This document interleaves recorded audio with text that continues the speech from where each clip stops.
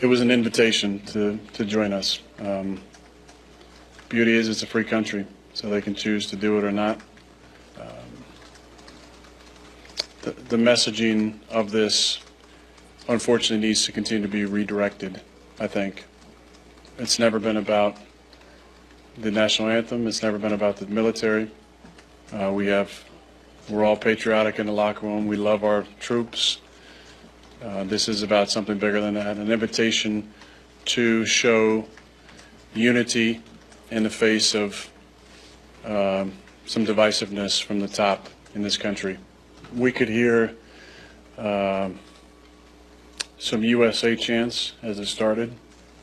It's fantastic. Could also hear some negativity being yelled during the anthem.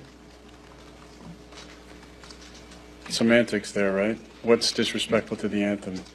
Yelling things during it, or standing at attention with arms locked facing the flag? Let you decide. Martellus Bennett added, it's just some bleeps yelling, put your hand on your heart. That's all I heard. Someone kept saying, put your hand on your heart, put your hand on your heart. It's like, back the bleep up. We're joined by Fox NFL analyst Greg Jennings, who spent 7 years in Green Bay. Good morning. Welcome. Good morning. Good morning. Were you surprised by the crowd's reaction? I was surprised. I was surprised of the minimal participation. And here's why. Let's say there has been no protest. Let's just say that, just for the sake of argument, there's been no protest taking place. There's been no act of demonstration of protest. If this was an ask that was presented to the fans, would they have an issue with it? Would we be hearing the obscenities that I didn't hear them, but what Aaron and Martellus is saying they heard during them just standing, locking arms? Would it have been a real issue to do this? And my answer to that is no. I mean, we saw fans, they panned the stadium. We saw hats on with a salute. We saw people just standing without their hands over their heart. We saw some locked arms. We saw a variation, none of which we would say they're disrespecting the flag or they're being disrespectful.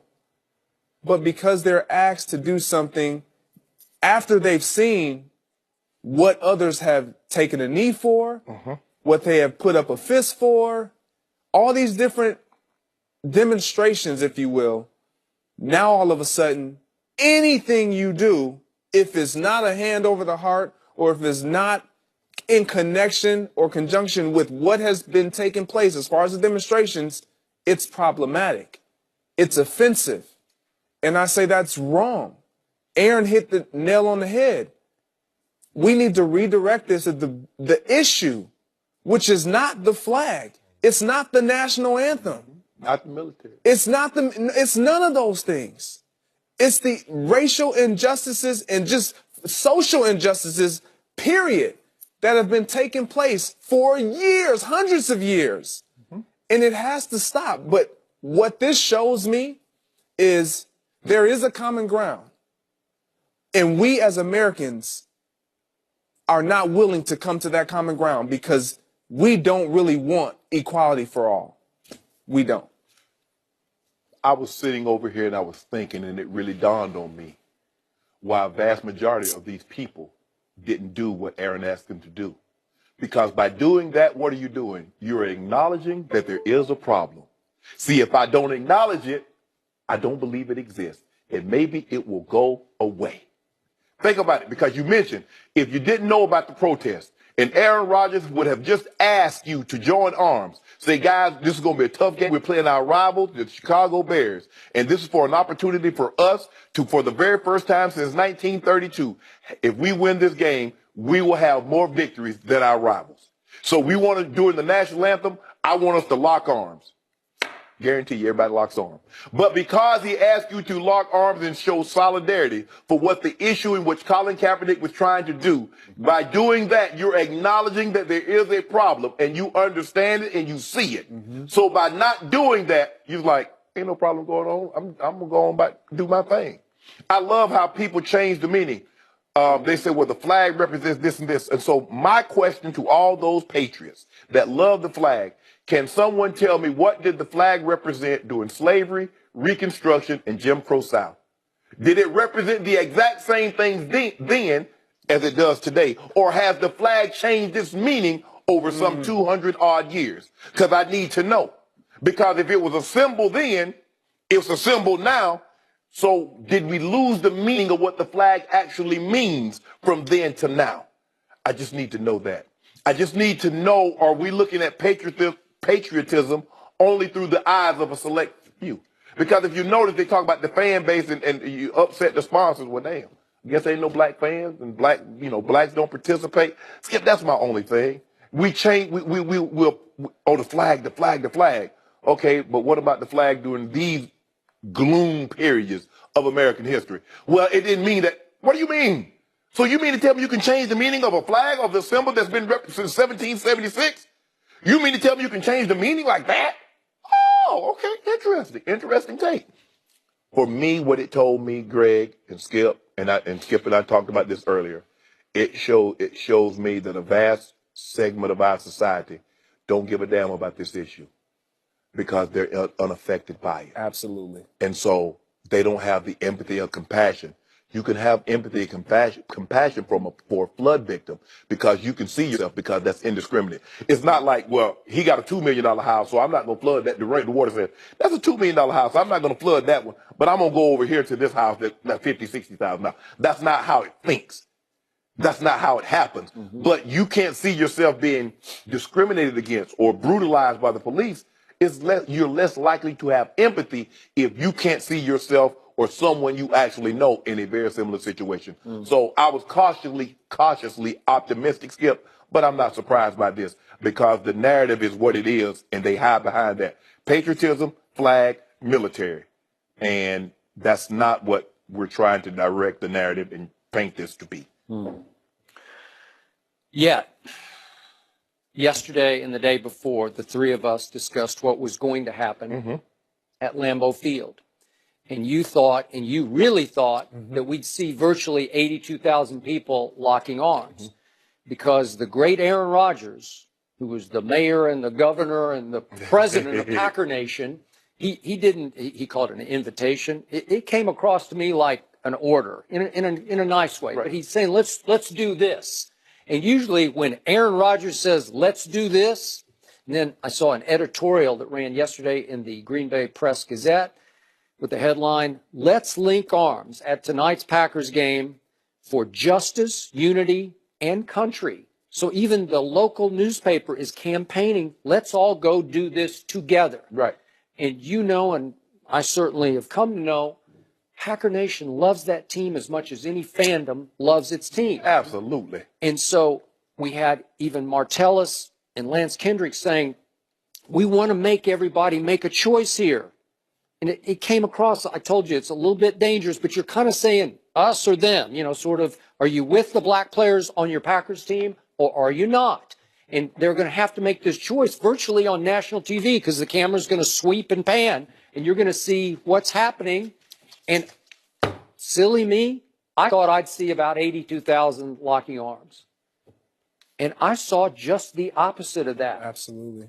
I saw a few small pockets. It looked more up in the front rows of some locked arms, but it would be like 4 or 5 in a row. And then I'd see vast reaches of the stadium, to your point, where people were standing, some hands over heart, and then some people were almost sort of rebelling against the whole notion on the field. They're doing this, right? Nope. So they voted no. Again, Donald Trump won the state of Wisconsin in the election, and it felt to me like he won it again last night. And I'm going to rile up Shannon again when I say this, but it's like heartland patriotism on display, for better or for worse, but that's what we were seeing last night. And it rocked me because I was convinced, I was right there with you guys, I thought we were going to see a united display. Maybe it's not just for the black Packers, it's for all the Packers. It's for that president attacked that league, and we're with our team. We're going to unite. We didn't see any of that. I was dumbfounded. I just sat in my chair like, what just happened? And I thought, am I overreacting because you can't on television get the full sweep of the stadium? I don't think so, because I think both of you saw what I saw, Yeah. right? Yeah. So I'm going to ask the question one more time. Okay. Because yesterday Aaron Rodgers was telling the CBS crew, please reiterate that this is not a protest. But it was always a protest. It just was. Well, go ahead. Go ahead. Finish Yeah. your thought. Go ahead. Okay, Finish your so thought. I'm back to the original message, and I have to qualify or disqualify myself because I'm white sitting at this table here. But I told you from the start, I was so behind the cause of white policemen all too often killing unarmed black men. I've been talking about it on TV for 3 years. So when Colin Kaepernick first sat for the anthem, I told him, I cringed at that. I'm a God and country guy, but I listened. My ears remained open. And when he stated why he did that, when he basically said, help me if I'm not paraphrasing it correctly, but he said, I cannot honor a flag that represents a country that does not treat me equally. Okay, so it is about the flag and the country. That's the original. And you told me from the start, a protest requires making people very uncomfortable. That's the nature of protests in this country and a right people have had from the start. Yes. It's the late 1700s. Yes. And God bless us all. Like I'm good with that, because the quickest way to make white America uncomfortable is to disrespect the flag. So I thought, okay, this is an effective way to get your attention, America. Right.